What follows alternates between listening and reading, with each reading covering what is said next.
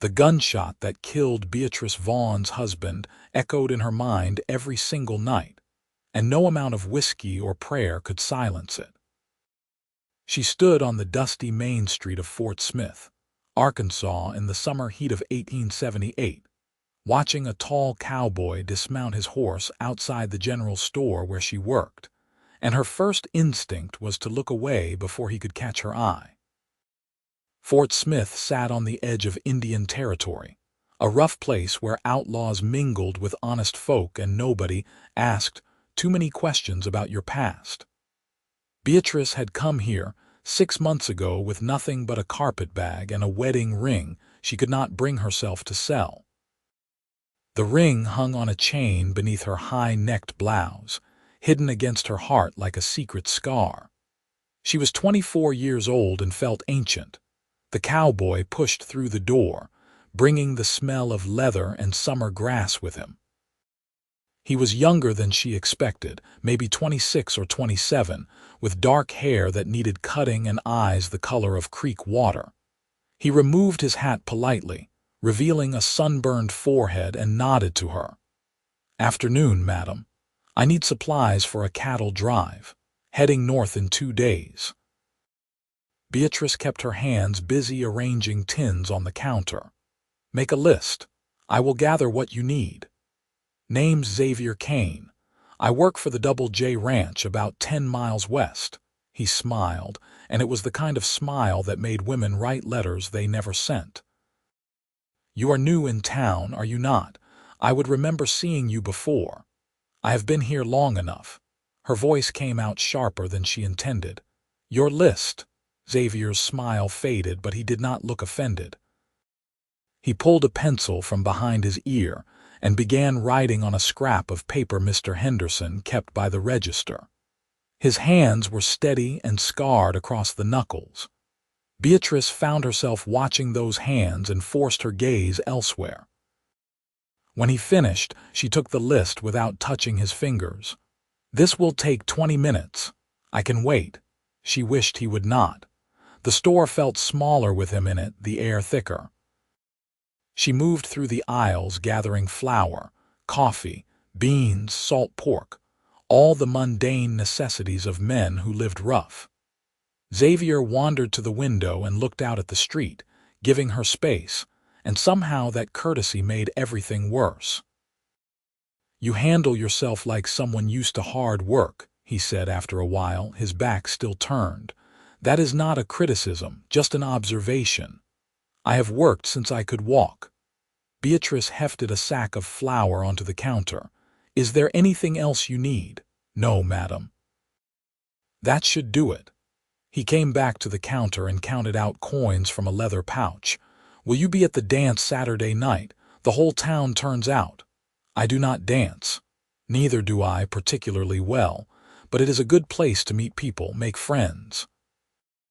He paused, weighing his next words. "Fort Smith can be lonely if you keep to yourself. I prefer my own company." She wrapped his purchases in brown paper and twine, her movements quick and efficient. Xavier picked up his supplies but did not leave immediately. "If you change your mind, the dance starts at sundown. You would be welcome." After he left, Beatrice pressed her palms flat against the counter and breathed slowly through her nose. Mr. Henderson emerged from the stockroom, a gray-haired man with kind eyes who had given her this job when she arrived in town with no references and desperation showing through her careful composure. "That Xavier Cain is a good man," Henderson said mildly. "Hard worker. Honest.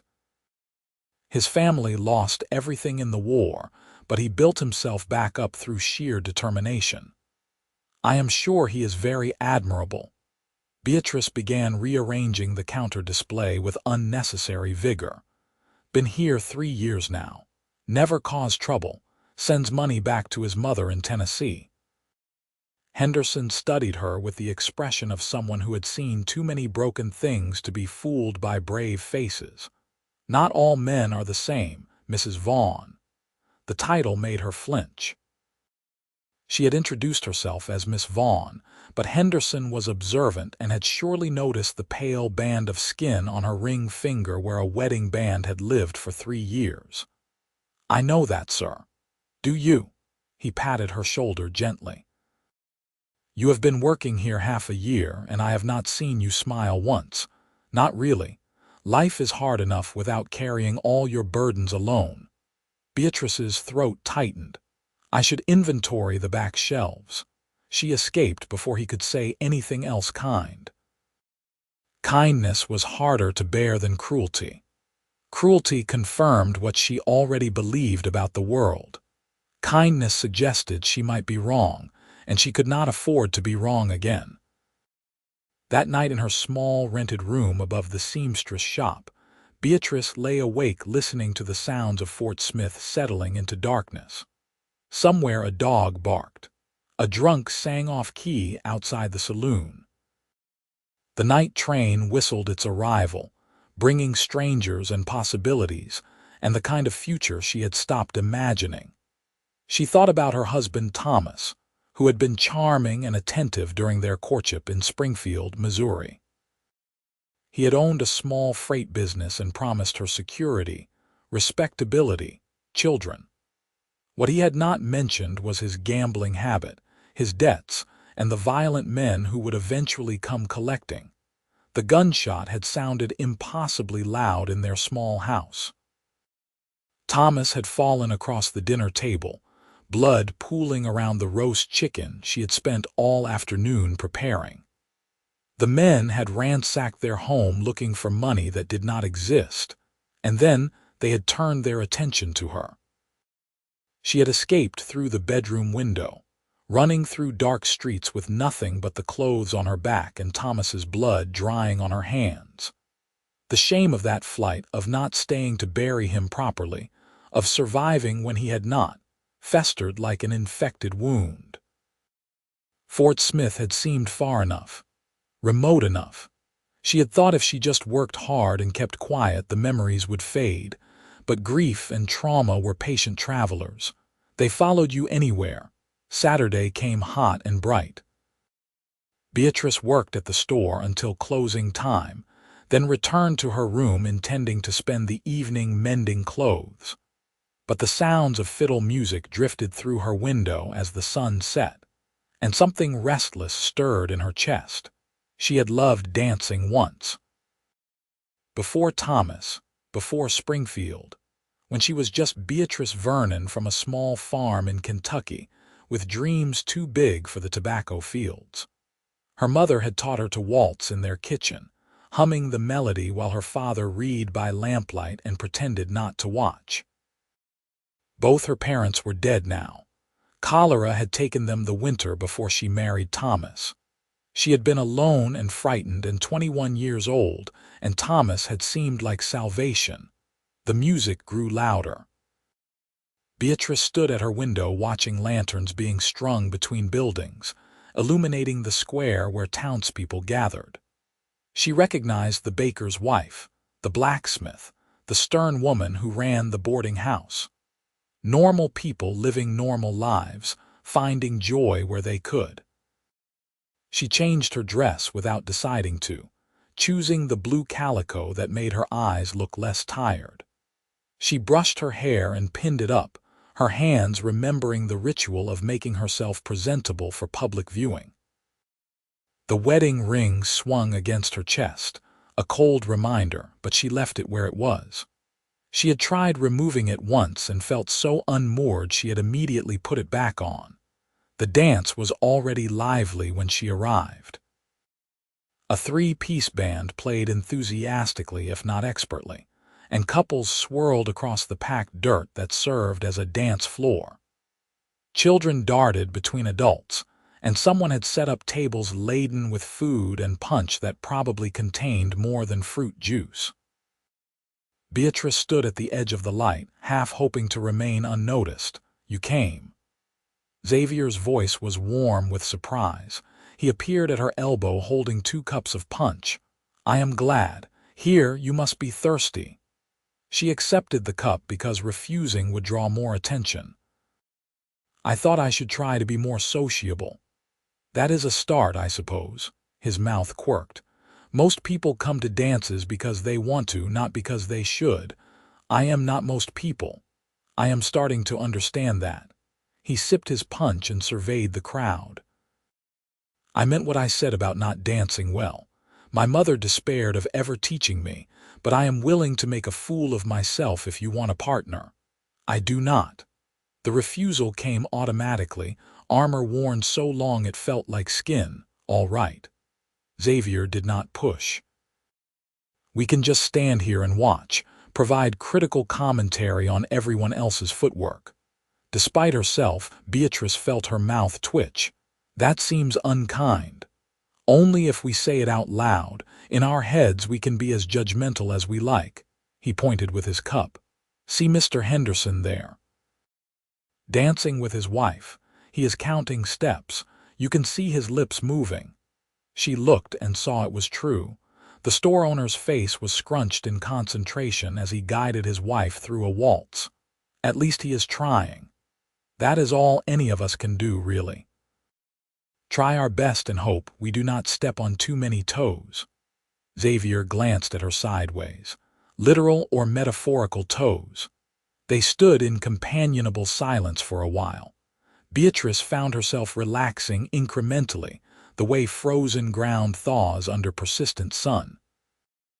Xavier did not press her with questions or false flattery. He simply existed beside her, solid and calm, occasionally pointing out amusing details of the dance with commentary that made her want to smile. "Why did you come over here?" she asked finally. "There are plenty of other women who would welcome your attention.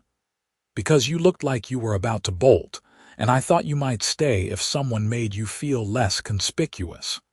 He met her eyes steadily. "And because I wanted to talk to you again. The first conversation did not go as well as I hoped. That was my fault. I was rude. You were careful. There is a difference." He finished his punch and set the cup aside. "I recognize careful when I see it. I was careful for a long time after the war. After losing my father and my home and everything I thought was permanent." Beatrice looked at him more closely. She had assumed his ease was natural, the confidence of someone who had never been broken. But she saw now the faint lines around his eyes, the set of his shoulders that came from carrying heavy things. "What changed?" "I got tired." Xavier's voice was quiet but firm. "Tired of being afraid. Tired of thinking the worst would happen if I let myself hope for something better. So I decided to try hoping anyway, just to see what would happen. And what did happen? Some things worked out, some did not, but at least I was living instead of just surviving."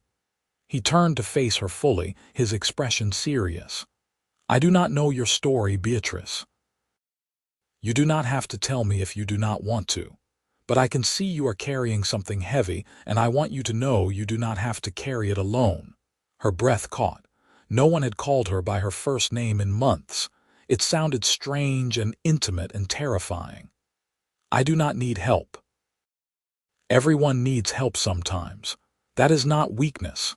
That is being human. He paused, then added gently, "My mother used to say that the bravest thing is not refusing to fall down. It is getting back up and trying again." Beatrice felt something crack inside her chest, a fissure in the careful walls she had built. What if you cannot? What if you try and it breaks you worse than before? Then at least you know you tried. At least you did not spend your whole life wondering what might have been. Xavier's gaze was steady, asking nothing, offering everything.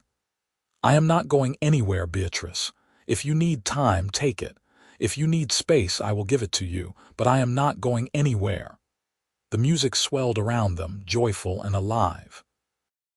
Beatrice felt tears prick her eyes and blinked them back fiercely. She could not do this, could not let herself feel anything for this earnest cowboy with his patient eyes and his quiet strength. Feeling meant vulnerability, and vulnerability meant pain. "I should go." She set down her cup with shaking hands. "All right." Xavier did not try to stop her. Will I see you at the store this week? I work there. You will see me if you come in. Then I will come in. It was a promise, simple and solid as stone. Beatrice fled into the darkness, her heart hammering against her ribs. Behind her, the music played on, indifferent to her small catastrophe. She walked quickly back to her room, climbed the stairs, and locked the door behind her as if she could lock out the longing that had awakened in her chest. The week that followed was a special kind of torture. Xavier came to the store every day with some excuse. He needed rope. He needed nails. He needed to place an order for winter supplies even though winter was 4 months away. Each time he was polite, friendly, never pushing beyond what she could bear. And each time, Beatrice found herself anticipating his arrival despite her better judgment.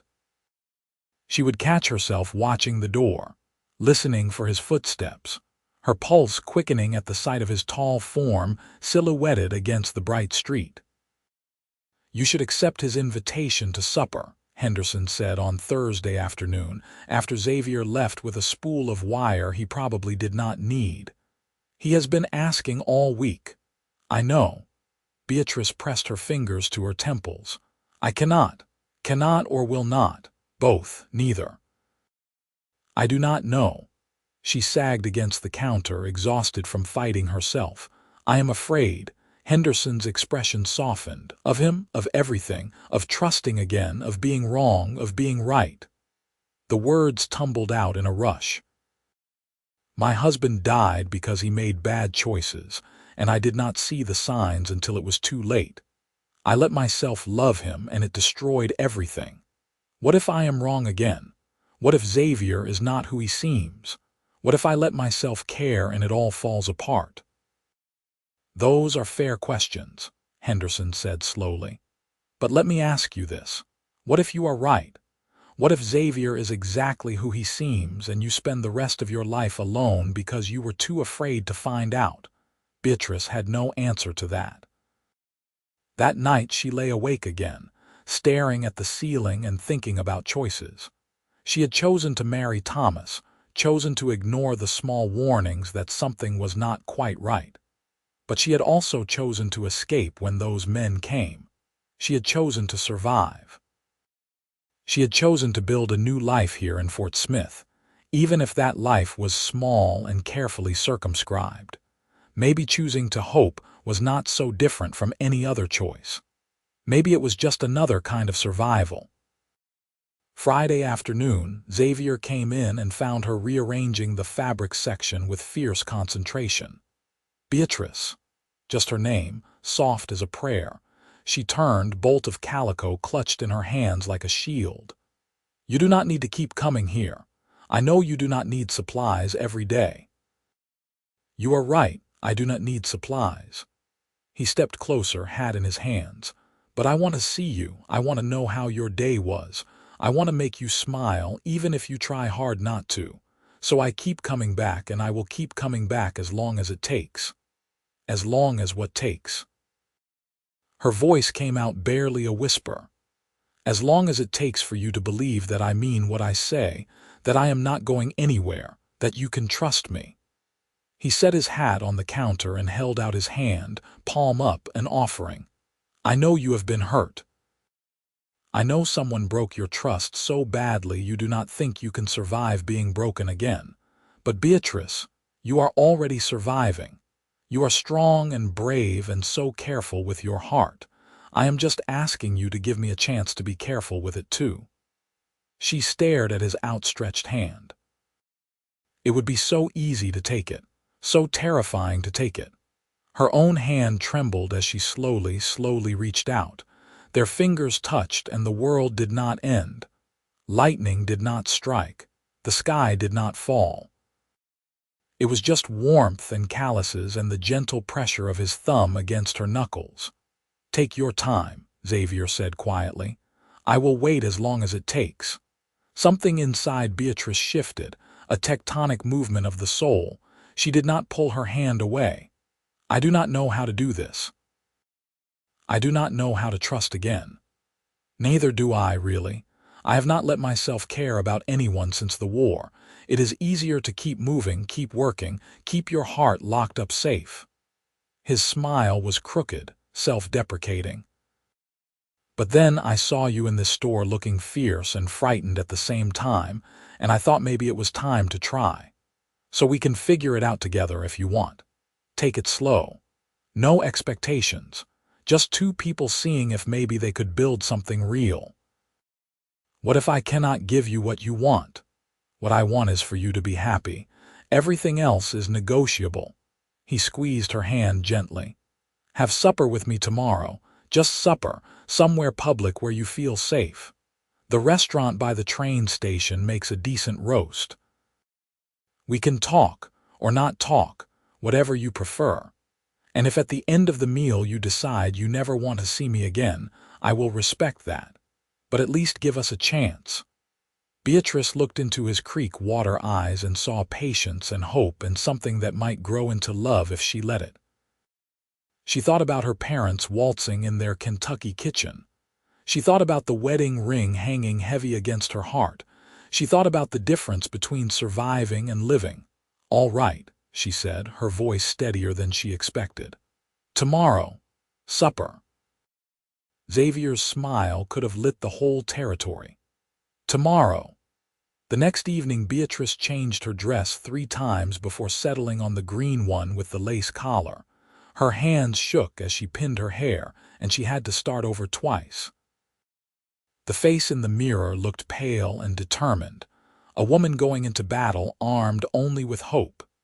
Xavier was waiting outside the restaurant, freshly shaved and wearing a clean shirt. He offered his arm with old-fashioned courtesy, and she took it, feeling the solid strength of him through the fabric. The restaurant was half full, townspeople enjoying their Saturday evening. The owner, a stout German woman named Mrs. Reinhardt, seated them by the window and brought coffee without being asked. Beatrice wrapped her hands around the warm cup, grateful for something to hold. "I should tell you about my husband," she said abruptly, before she could lose her nerve. Xavier's expression did not change. "Only if you want to. You deserve to know why I am the way I am." She stared into her coffee, seeing the past reflected in the dark surface. "His name was Thomas Vaughn. We married 3 years ago in Springfield, Missouri. I thought he was a good man, stable, kind. I was wrong." She told him everything. The gambling debts, the lies, the night the men came and killed Thomas at their dinner table, her escape, her flight, the shame and grief that followed her like shadows. Xavier listened without interrupting, his face grave but not pitying. "I should have seen the signs," she finished, her voice raw. "I should have known, and now I do not trust my own judgment. How do I know I am not making the same mistake again?" "You do not." Xavier's honesty was startling. "There are no guarantees, Beatrice. I could tell you all the right words, make all the right promises, and you still would not know for certain. That is the terrible risk of caring about anyone. But I can tell you this. I am not perfect. I have made mistakes, bad choices. After my father died at Shiloh, I spent 2 years drinking and drifting and trying to forget. I hurt people who cared about me because I was hurting and did not know how else to handle it." He leaned forward, his eyes intense. "But I learned. I got help from a preacher in Tennessee who was patient enough to knock some sense into me. I stopped drinking. I started working at the Double J. I sent money home to my mother to make up for the years I disappeared. I am not the man I was 5 years ago, and I work every day to be better than I was yesterday. That is all I can offer you. Not perfection, just honest effort."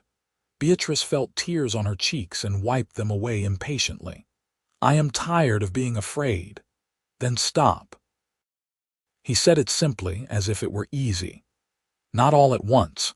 You do not wake up one day and decide not to be afraid anymore.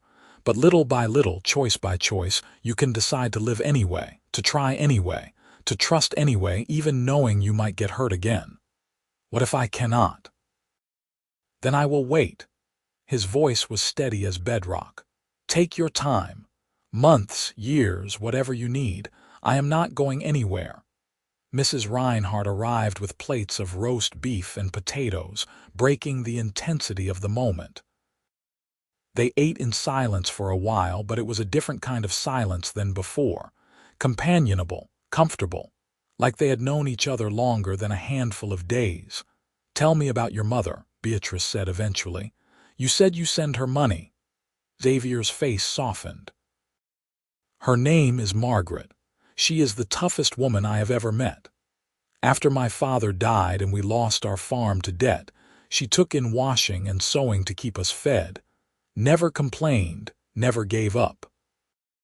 When I finally came back after those lost years, she just hugged me and said she knew I would find my way home eventually. She sounds remarkable. She is. She lives with my sister now in Knoxville. Sarah married a teacher, has 3 children. Mother helps take care of them and pretends she does not miss Tennessee mountain country." He smiled at some private memory. "She writes me every month, tells me about the children and asks when I am going to settle down and give her more grandchildren." "What do you tell her?" "That I am working on it." His gaze held hers. "That I am waiting for the right person." Beatrice's heart skipped. She looked down at her plate, cutting her roast into smaller and smaller pieces. "I do not know if I can have children. Thomas and I tried for 3 years and nothing happened. Maybe something is wrong with me. Or maybe something was wrong with him, or the timing, or 100 other things that have nothing to do with your worth." Xavier's voice was firm. "And even if you cannot, that does not change anything. You are not valuable because of what you can produce. You are valuable because you are you." The tears came again, harder this time. Beatrice pressed her napkin to her face, mortified to be crying in public. But Xavier did not look embarrassed or impatient. He just waited, patient as stone, until she could breathe again. "I am sorry," she whispered. "Do not be. Tears mean you are feeling something. That is good. That is healing." He reached across the table and touched her hand lightly. "You have been carrying this alone for too long. Let me help, please." And somehow, impossibly, she nodded. The weeks that followed developed a rhythm. Xavier came to town every Sunday, his day off from the ranch. They would have dinner together, then walk along the Arkansas River that curved around Fort Smith's edge. Sometimes they talked for hours. Sometimes they walked in silence, watching the water flow past, steady and eternal. Xavier told her about his childhood in Tennessee, about running wild through mountain forests with his sister, about his father's stories of fighting in Mexico. He told her about the war, about Shiloh and Stones River and Chickamauga, battles that had carved scars into his soul. He told her about the drinking years afterward, the blackouts and shame and the slow, painful process of healing. Beatrice told him about her parents, about the farm in Kentucky, and the dreams she'd had of becoming a teacher before reality intervened. She told him about Thomas, not just the tragedy but the small disappointments that preceded it, the way he had slowly revealed himself to be less than what he promised.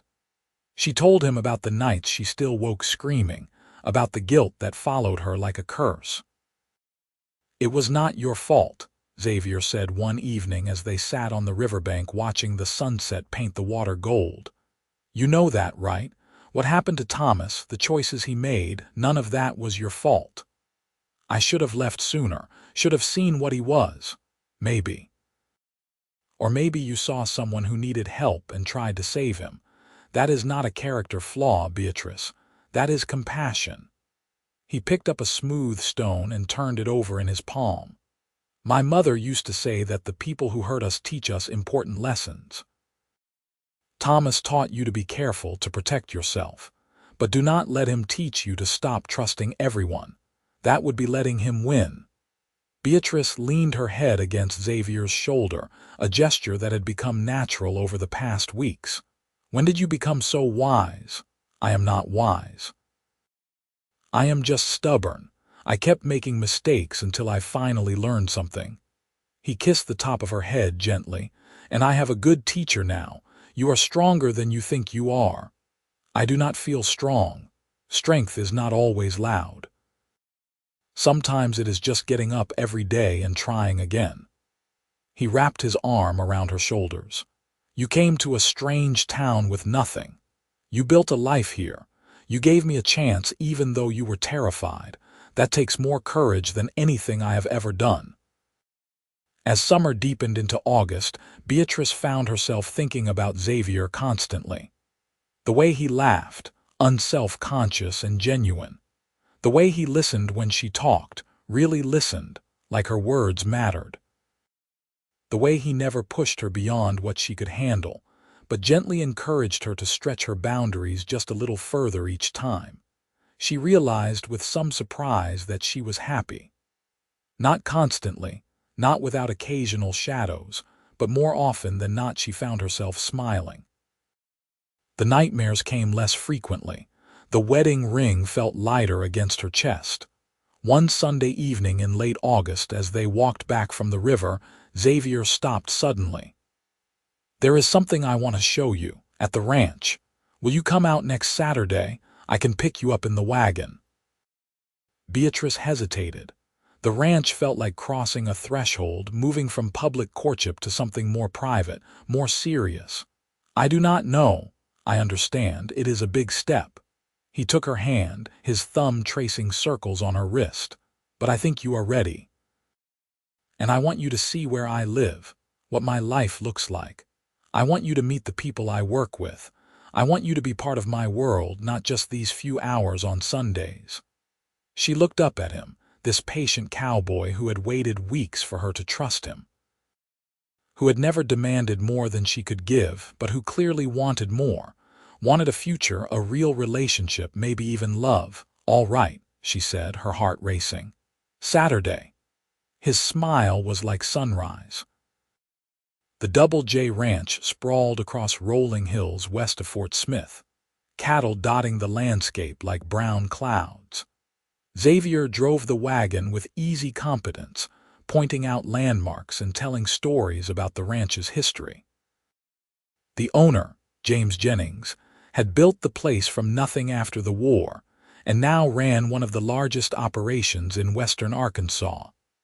The ranch house was a sprawling structure of logs and stone, with a wide porch and views that stretched for miles.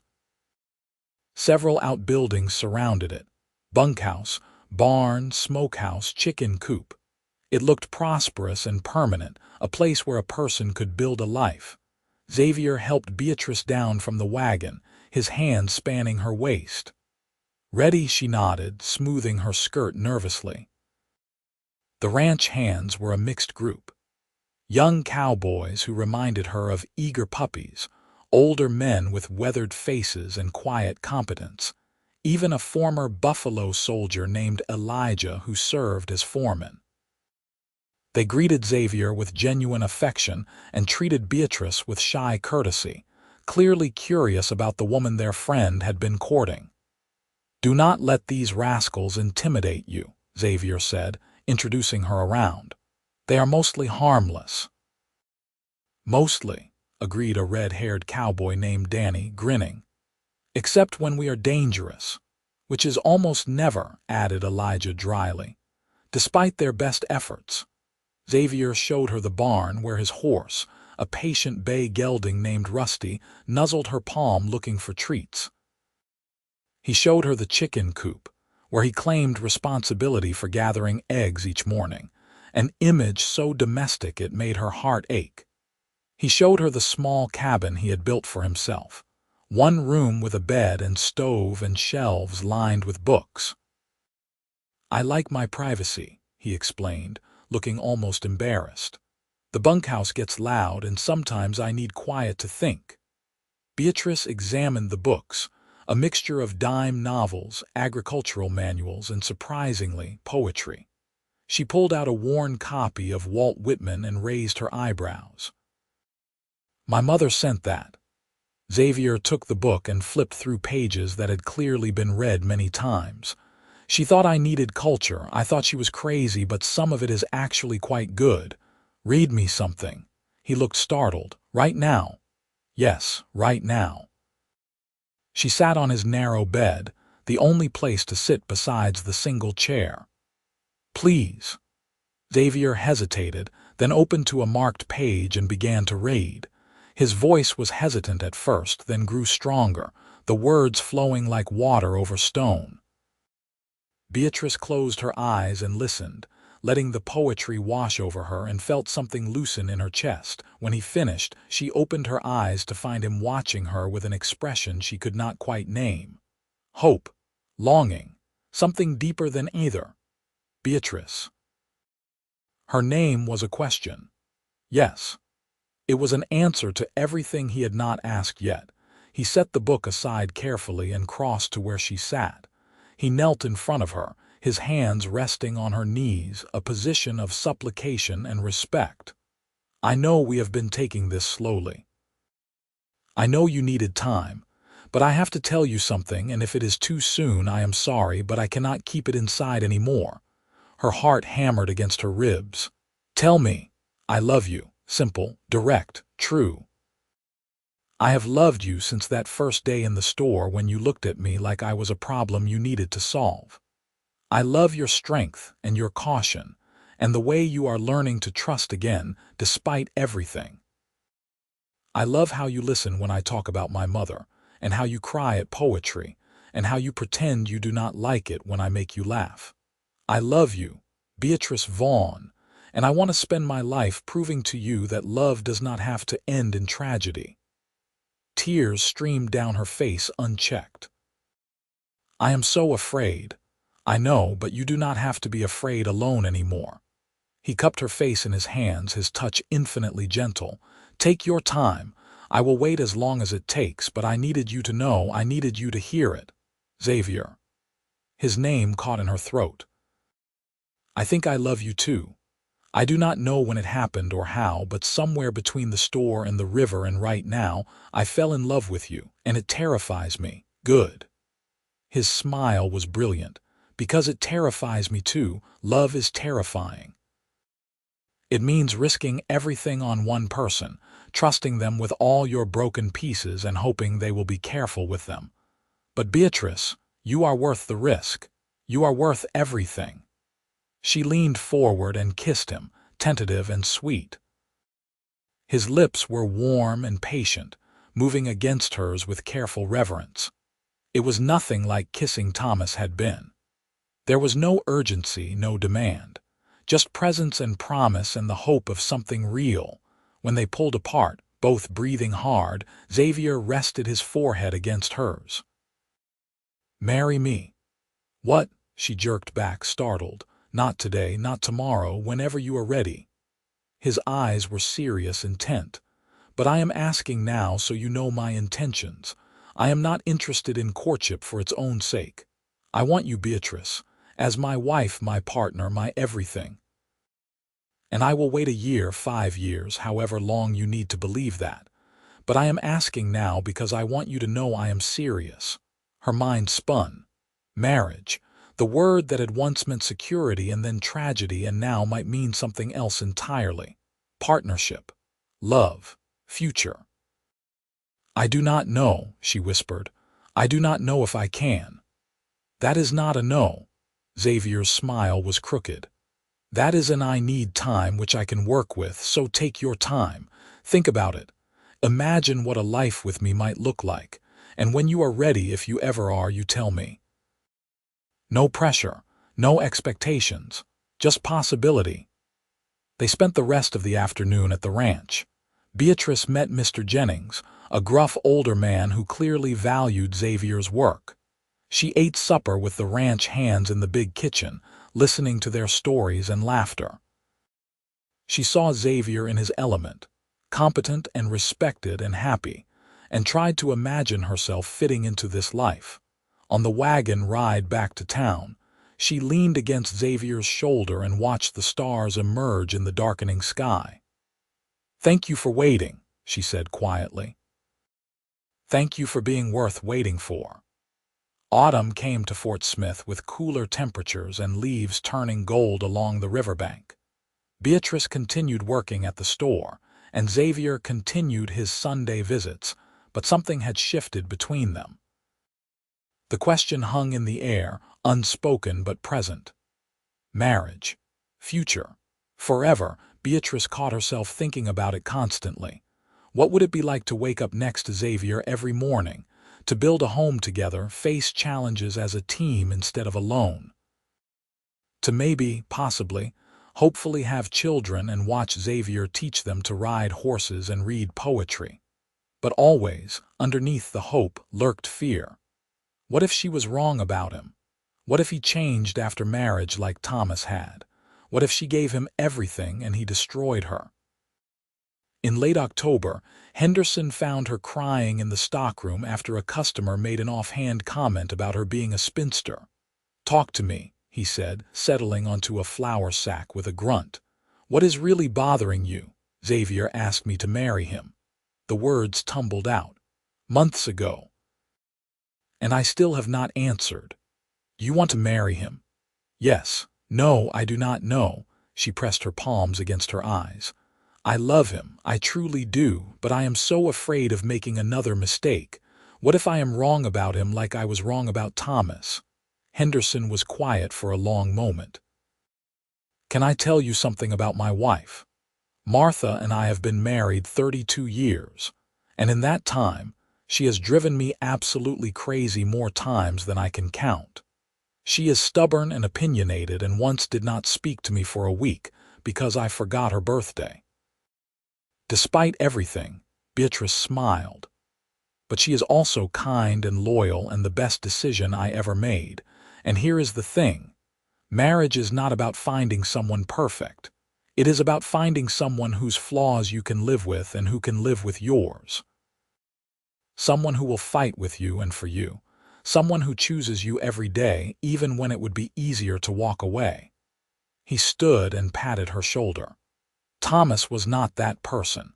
But from what I have seen, Xavier might be. The question is not whether you might get hurt again. You will.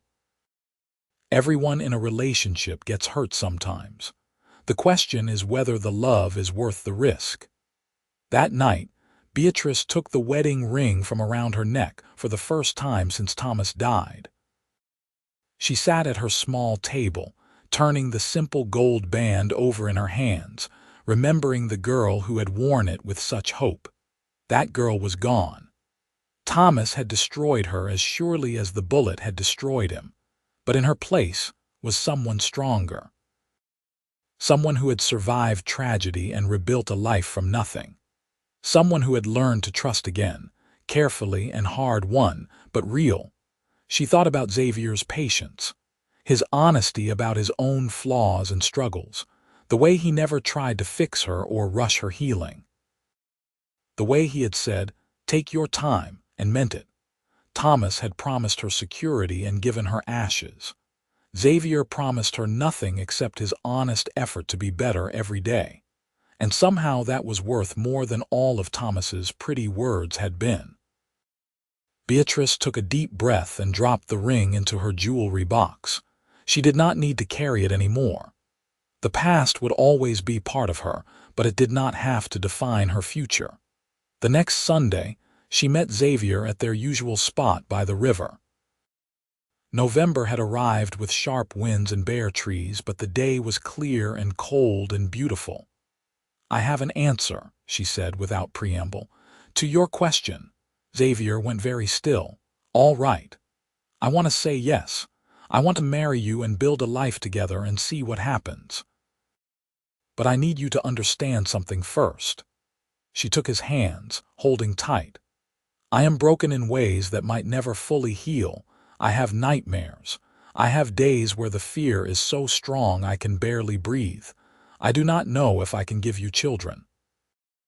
I do not know if I will ever be the carefree woman you deserve. Beatrice." He stopped her torrent of words with a finger against her lips. "I do not want someone carefree, I want you. All of you, broken pieces and nightmares and fears included, and I promise you this. I will not always get it right. I will make mistakes. But I will never lie to you. I will never gamble away our security. I will never make you feel unsafe in your own home. And I will love you through every nightmare and every hard day, for as long as we both live." She kissed him then, fierce and certain, a claiming as much as a surrender.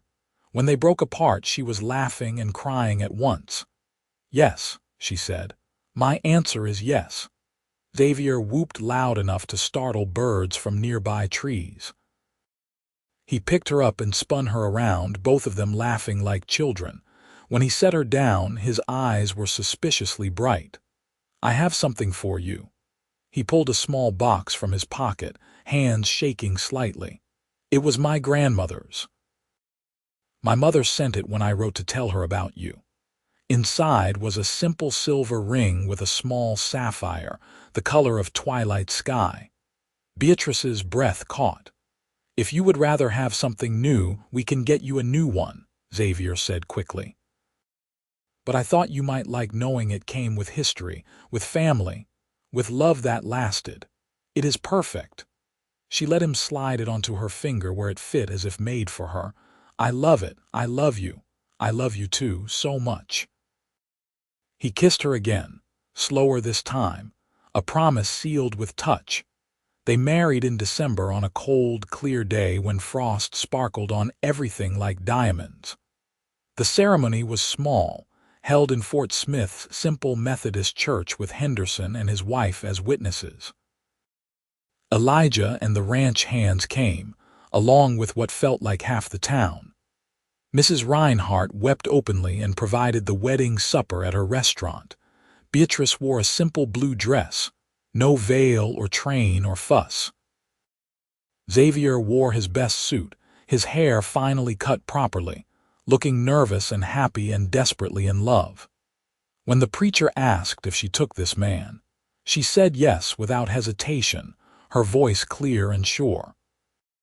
When Xavier kissed her as his wife, she tasted salt and joy and the promise of something real. They spent their wedding night in Xavier's cabin at the ranch. He had cleaned it thoroughly and filled it with wildflowers, dried for winter but still beautiful.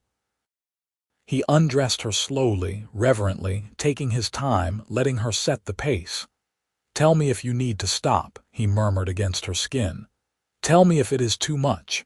But it was not too much. It was exactly right. Xavier loved her with a patience and care that erased the memory of Thomas's hasty fumbling.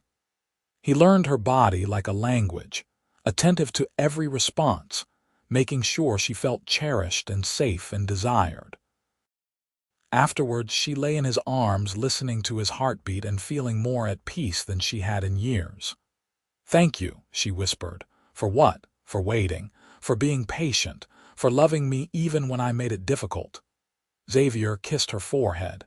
"You were never difficult. You were careful with your heart, and that is wise.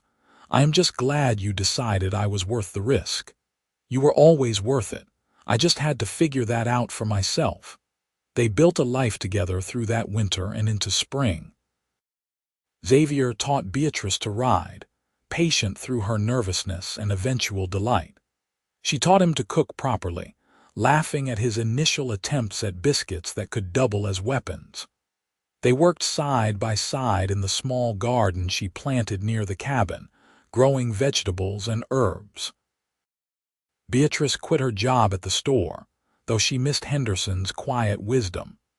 Instead, she found work teaching children at the small schoolhouse Fort Smith had established, fulfilling that old dream from Kentucky. Xavier was endlessly proud, boasting to anyone who would listen about his wife, the teacher. The nightmares came less frequently, and when they did, Xavier was there. He would hold her and talk her through the fear until she could breathe again. He never made her feel weak or broken. He just loved her through it. In turn, Beatrice learned Xavier's shadows. The days when memories of war turned him quiet and distant. The guilt he carried about his lost years. She learned to give him space when he needed it and presence when he needed that instead. They learned each other's rhythms and scars, fitting together like two puzzle pieces that had been carved from the same wood. A year after their wedding, Beatrice realized she had missed her monthly courses. She waited another month to be sure, afraid to hope, before telling Xavier. He cried when she told him, great heaving sobs of joy and relief. "I thought you said you might not be able to have children. I thought I could not. Maybe I was wrong, or maybe the timing is finally right." She wiped his tears with trembling hands. "Are you happy?" Happy does not begin to cover it. He placed his hand on her still flat stomach with something like awe. "We are going to have a baby, our baby." The pregnancy was not easy. Beatrice was sick for months, could barely keep food down. But Xavier was endlessly patient, bringing her ginger tea and crackers, rubbing her back when she was miserable. Dr. Matthews, Fort Smith's physician, assured them both that this was normal, that she was healthy, that the baby was growing well. In September of 1880, after 12 hours of labor that nearly broke her, Beatrice gave birth to a son. They named him Thomas, after her first husband, because Xavier insisted the past deserved acknowledgement even if they were building something new. "Your first love gave you pain," Xavier said, holding their son with careful inexperience. "But he also gave you strength, and I want our son to carry that strength forward." Beatrice cried again, hormones and exhaustion and overwhelming love making her weepy. "I do not deserve you." "You deserve everything." Xavier kissed her gently. "And I intend to spend my life making sure you get it." Thomas was a demanding baby, colicky and fussy, but they loved him with fierce devotion. Xavier proved to be a natural father, patient with midnight feedings and endless crying. Beatrice marveled at his tenderness, the way he sang old mountain songs to soothe their son. When Thomas was 2, they had a daughter they named Margaret after Xavier's mother. Maggie was an easy baby, placid and smiling, the perfect balance to her brother's intensity. Xavier's mother traveled from Tennessee to meet her namesake and stayed a month, filling their cabin with stories and laughter. "You did well," Margaret told Beatrice one evening while Xavier and Thomas played outside.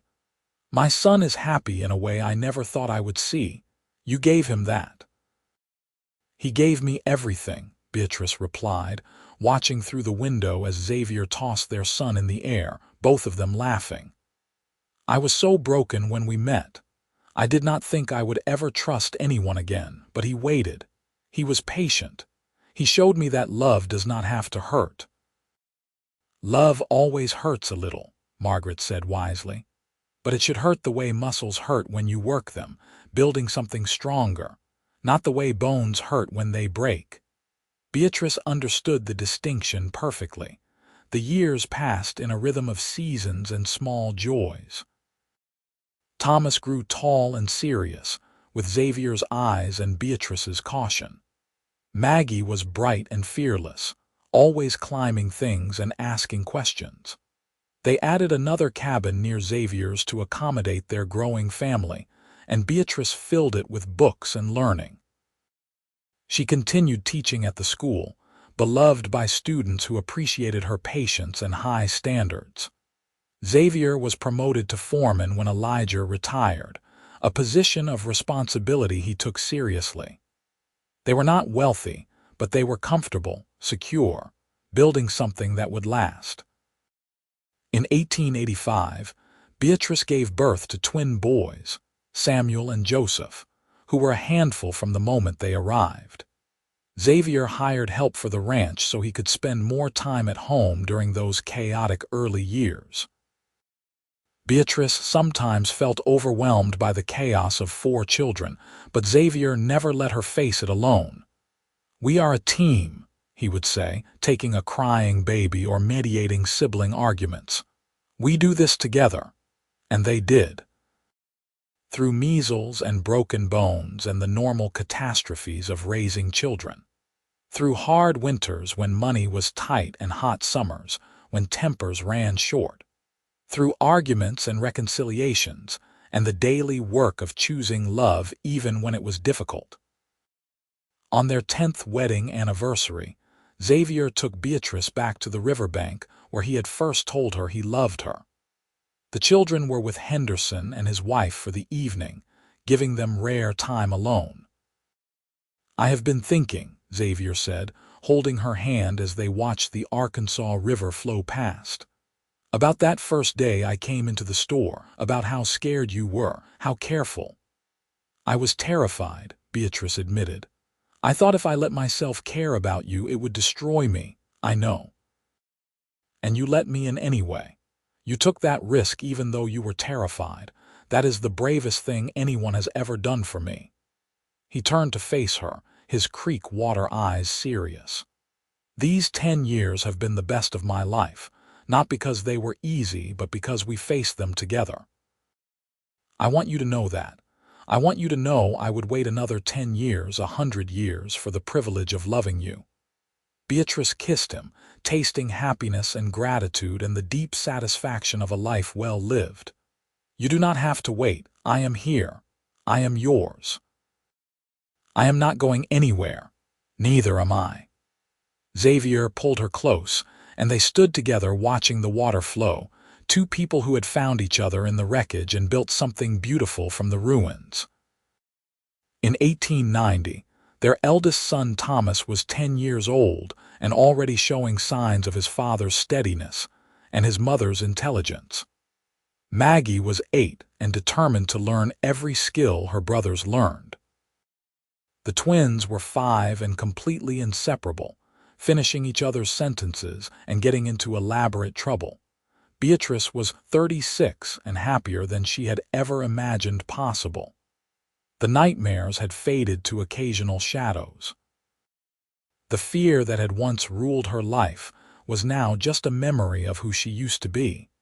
She had learned that trust was not weakness but strength, that love was not always a trap but could be a foundation. Xavier was 38, gray threading through his dark hair, lines deepening around his eyes from years of sun and laughter. He still worked hard at the ranch but had built a reputation as a fair foreman and a good man. He still read poetry by lamplight after the children were asleep. He still loved Beatrice with the same patient devotion he had shown that first day in Henderson's store. One evening, as they sat on their porch watching the children play in the yard, Beatrice leaned her head on Xavier's shoulder. "You remember what you said to me? When I told you I was too afraid to trust again, I said, 'Take your time. I will wait as long as it takes.'" His arm came around her shoulders automatically. "Best decision I ever made. I am glad you waited. I would have waited forever." Xavier kissed the top of her head. "But I am glad I did not have to." Their children's laughter filled the evening air, mixing with cricket song and the distant lowing of cattle. Somewhere an owl called, and the first stars appeared in the darkening sky. It was an ordinary moment in an ordinary life, and it was everything. Beatrice thought about the girl she had been in Springfield, desperate and broken and certain that happiness was forever beyond her reach. She thought about the woman she had become, slowly and painfully, through Xavier's patient love and her own hard-won courage. "I love you," she said, the words easy now after 10 years of practice. "I love you too," Xavier replied. "Every day, every moment, forever." And he meant it. They both did. It was a promise kept, a faith rewarded, a love that had survived fear and grown into something strong enough to last a lifetime. The years continued their steady march. Thomas went east to university, studying law with his mother's encouragement and his father's support. Maggie defied expectations by learning ranching alongside her brothers, eventually taking over much of the horse training operation. The twins grew into young men, different as night and day but devoted to each other and their family. Xavier's mother passed peacefully in 1895, surrounded by family. Xavier grieved but found comfort in knowing she had lived to see him happy, settled, loved. Beatrice held him through the grief the way he had held her through so many fears, and their bond deepened further. Henderson retired in 1898 and sold the store to a young couple from Texas. He and Martha moved into a small house. Xavier and Beatrice helped them buy, and they became surrogate grandparents to the Cain children. In 1900, on the cusp of a new century, Beatrice turned 46. Xavier was 48. They had been married 18 years, and their love had only grown deeper, richer, more essential with time. Thomas, now 20 years old and freshly graduated from law school, returned to Fort Smith to practice. Maggie, 18 and beautiful, married a neighboring rancher's son in a ceremony that made Beatrice cry happy tears. The twins, 15 and wild, kept their parents on their toes but showed promise of growing into good men. One spring evening, Beatrice and Xavier walked along the river again, a tradition they had maintained through all the years of their marriage. Their hair was graying now, their bodies showing the wear of hard work and time, but their hands still fit together perfectly. "You ever regret it?" Beatrice asked, watching the familiar water flow past. "Taking a chance on someone as broken as I was." Xavier stopped and turned her to face him, his hands cupping her face with the same gentleness he had shown that first time. "Never, not once. You were never broken, Beatrice. You were healing. And I am honored that you let me be part of that healing. You saved me." "No." His voice was firm but gentle. "You saved yourself. I just loved you while you did it." Beatrice kissed him, tasting years and memories and promises kept. "Thank you for waiting. Thank you for being worth the wait." They stood together as the sun set over the Arkansas landscape they had called home for more than 2 decades. Behind them stretched a life built from patience and trust, and the quiet courage of choosing love despite fear. Ahead lay more years, more challenges, more joy. But they would face it together, the way they had faced everything since that day in Henderson's store when a scared woman and a patient cowboy had begun learning how to trust again. It was not the life Beatrice had imagined when she fled Springfield with blood on her hands and terror in her heart. It was better. It was real. It was earned through pain and healed through love. It was everything she had been too afraid to hope for, given to her by a man who understood that the best things are worth waiting for. As darkness fell and stars emerged, they walked back to their home, their family, their future. And Beatrice Cain, formerly Vaughn, formerly Vernon, who had once been too afraid to trust again, knew with absolute certainty that she had made the right choice.